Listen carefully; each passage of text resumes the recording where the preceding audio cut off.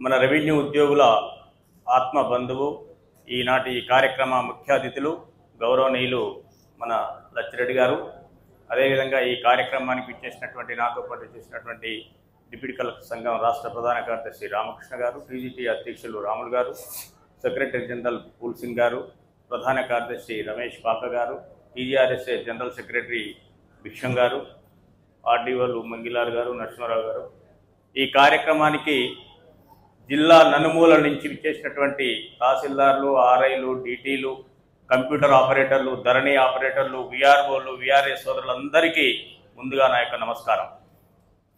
చాలామంది మాట్లాడినటువంటి వ్యక్తులందరూ మన సమస్యలన్నీ ఏ విధంగా పరిష్కారమైనాయి, ఇంకా ఏమున్నాయనే విషయాలు చాలా చెప్పారు.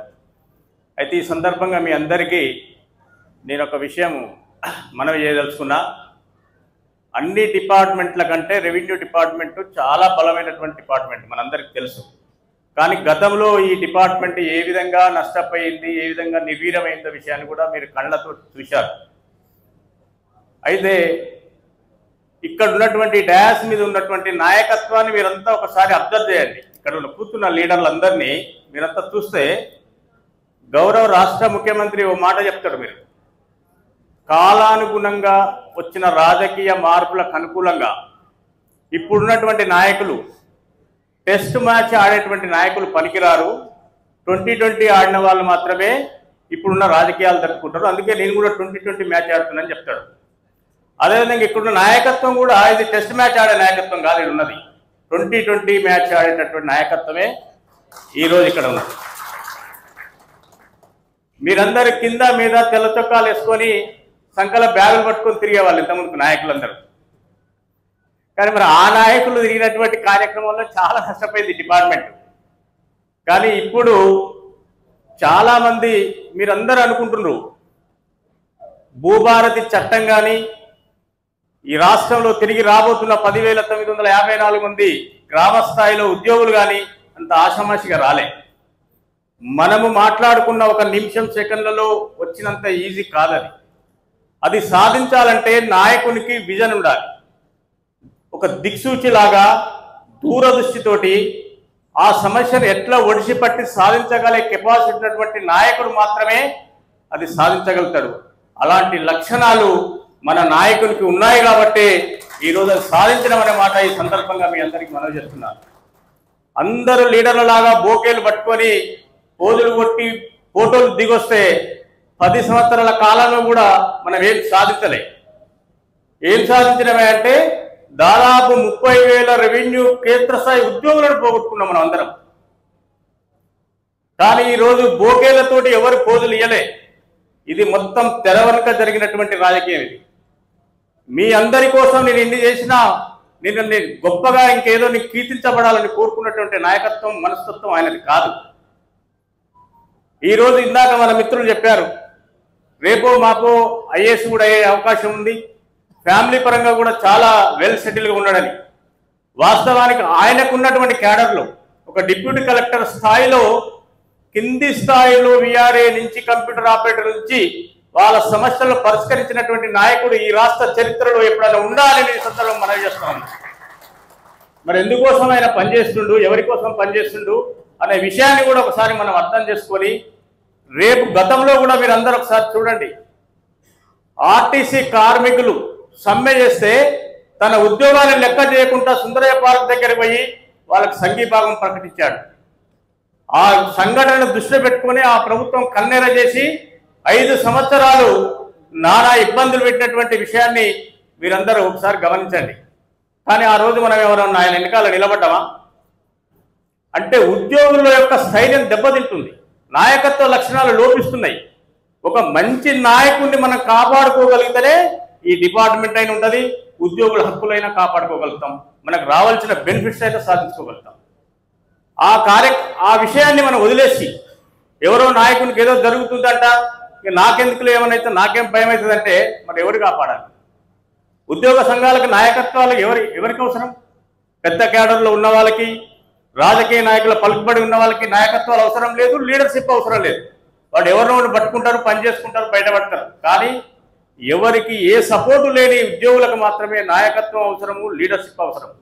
అలాంటి లీడర్షిప్ గొప్ప నాయకుడు మనకు లభించాడు కాబట్టి ఈరోజు దీన్ని ఒక దశలాగా ఈ ఉమ్మడి 10 జిల్లాల్లో మీటింగ్ పెట్టి రెవెన్యూ ఉద్యోగుల ఆత్మస్థైర్యం పెంచి ఈ ప్రభుత్వము అన్ని విధాలుగా రెవెన్యూ ఉద్యోగులకు పూర్తి సహాయ సహకారాలు అందించేటటువంటి ఆలోచన ఉన్నది.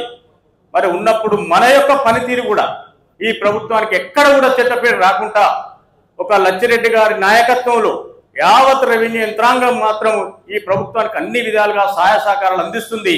ప్రజలతోటి మమేకమై ప్రజల నుంచి ఎలాంటి సమస్యలు రాకుండా పనిచేస్తుందనే ఒక మెసేజ్ కూడా మనం ఇవ్వాలని చెప్పేసి కూడా ఈ సందర్భంగా మీ అందరికీ మనవి చేస్తున్నాం. ఎందుకంటే గత ప్రభుత్వం మన మీద ఒక చెడు ముద్ర వేసి కింది స్థాయిలో ఉన్న ఉద్యోగులు మొత్తం తొలగించడం జరిగింది. మరి తిరిగి మనకు ఆ రోజు 6,000 పైచీలకు మాత్రమే విఆర్ఓలు ఉండేది గ్రామ స్థాయిలో.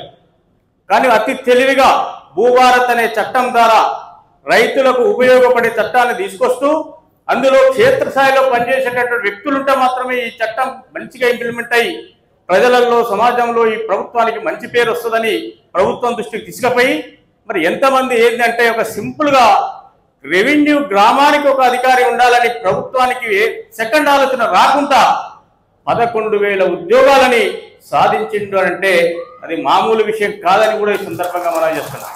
మనం చాలా సింపుల్గా చెప్పుకుంటున్నాం 11,000 ఇచ్చిందని, అది అంత ఈజీ కాదది. అందులో ఎవరైతే గతంలో నష్టపడి వివిధ శాఖలకు వేరువేయబడ్డారో వాళ్ళందరూ తిరిగి తీసుకొచ్చే అవకాశాన్ని కూడా కల్పించినటువంటి విషయం ఇంకో విషయం ఉందని కూడా ఈ సందర్భంగా మనం చేస్తున్నాం. కాబట్టి సోదరులారా, ఎప్పుడైనా కానీ ఒక నిజమైన నాయకుడు ప్రభుత్వానికి ఎదురొడ్డి నిలబడి నికాసుగా మనందరి తరఫున పోరాటం చేసేటువంటి నాయకుడిని మనం హక్కున చేర్చుకొని గుండెల్లో పెట్టుకొని కాపాడుకోవాలి. ఆ కాపాడుకునే క్రమంలోనే ఇవాళ ఒక కొత్త సంఘం పురుడు పోసుకుంది. అదే TGRSA Telangana revenue service association అని కూడా తన నాయకత్వంలో తనే పురుడు పోసిన మాట కూడా ఈ సందర్భంగా మనం చేస్తున్నాం. ఈ రాష్ట్ర చరిత్రలో గుర్తుపెట్టండి, ఎన్టీ రామారావు ఆ రోజు 82లో తెలుగుదేశం పార్టీని పెట్టి వెంటనే ఈ రాష్ట్ర ప్రభుత్వం ఎట్లా అధికారంలో వచ్చిందో పెట్టిన 3 నెలలు 4 నెలలు కూడా అయితలేదు 7,000 రెవెన్యూ ఉద్యోగులు ఇవాళ సభ్యత్వం పొందిన సంఘంలో రాష్ట్రంలో అతిపెద్ద రెవెన్యూ ఉద్యోగుల సంఘం ఇలా తెలంగాణ రెవెన్యూ సర్వీస్ అసోసియేషన్ మాట కూడా ఈ సందర్భంగా మనం చేస్తున్నాం.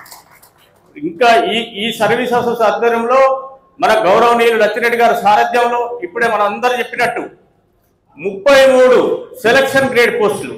దానికి చాలా మందికి ఆ సబ్జెక్టు తెలియదు. మీకు ఒక 33 పోస్టులు అంటే ఏందో అనుకుంటున్నారు, కానీ ఆ 33 పోస్టులతోటి కింది స్థాయి వరకు ఒక పెద్ద ఛానల్ కదిలింది. 10-15 సంవత్సరాల నుంచి చాలా మంది పోరాటం చేసి దాని గురించి సాధించాలని ఏ ఒక్కరితోటి కాలే. ఇవాళ అది కూడా జీవో వచ్చిన సంగతి కూడా మీరు అందరూ చూశారు. రేపు మాపు ఇంకా చాలా విషయాలు చూస్తారు. కింది స్థాయిలో ఉన్నటువంటి ఉద్యోగులు వస్తారు. VRS సోదరులు చాలా మంది ఉన్నారు. వాళ్ళు కూడా ఇందాక చెప్పినట్టు చాలా ఒక జిల్లా నుంచి ఇంకొక జిల్లాకు జోన్లు మారి ట్రాన్స్ఫర్లు జరిగారు. తిరిగి వాళ్ళంతా జోన్లో కూడా తీసుకురావడం తప్పకుండా జరుగుతుంది.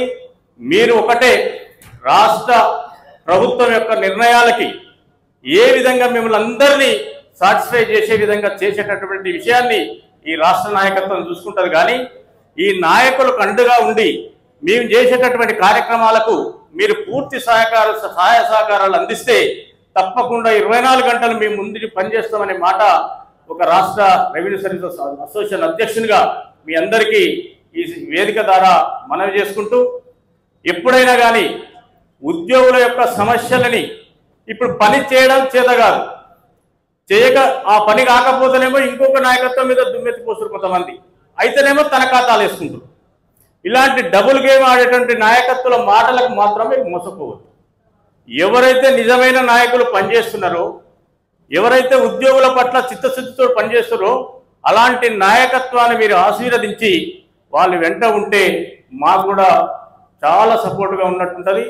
ఆ విషయాన్ని మీరు ఒకసారి గమనించుకొని మాకు అండదండగా ఉంటే తప్పకుండా ఇంకా చాలా అద్భుతాలు రాబోయే రోజుల్లో సృష్టిస్తామనే మాట ఈ సందర్భంగా మీ అందరికీ మనవి చేసుకుంటూ ఈ అవకాశం కల్పించినందుకు హృదయపూర్వక ధన్యవాదాలు తెలియజేసుకుంటూ సెలవు తీసుకుంటున్నాను.